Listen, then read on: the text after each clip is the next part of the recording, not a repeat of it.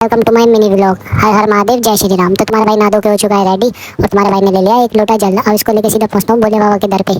मंदिर में जाकर तुम्हारा भाई भोले बाबा को जल अर्पित करता है और अपने हाथ जोड़ के कामना करता है। उसके बाद तुम्हारा भाई वापस घर आ जाता है। घर पे आने के बाद तुम्हारा भाई डेली रूटीन की तरफ फिर से लेता है एक लोटा जल और सीधा पहुंचता हूँ छत पे सूर्यदेव को जल अर्पित करने के लिए। सूर्यदेव को जल चढ़ाने के बाद हाथ जोड़ के उन्हें भी करता हूँ नमन। और उसके बाद तुम्हारा भाई कबूतरों के लिए दाना पानी डालता है, तो फटाफट से मैं पहले दाना डाल देता हूँ। उसके बाद उनके लिए पानी रख देता हूँ क्योंकि गर्मी बहुत बढ़ चुकी है। तुम्हारा भाई सारा काम करने के बाद सीधा पहुंचता है नीचे जाके। मैं बहुत तेज भूख लग रही थी, जैसे मैं नीचे जाता हूँ तो तुम्हारे भाई की मैगी बन के रेडी हो चुकी थी। तुम्हारा भाई मैगी कर लेते हैं मजा। उसके बाद अपनी दन्नू को निकालता है घर से बाहर और उस पर होकर सवार सीधा पहुंचता हूँ गोलू के घर, क्योंकि उसका मेरे पास फोन आया था।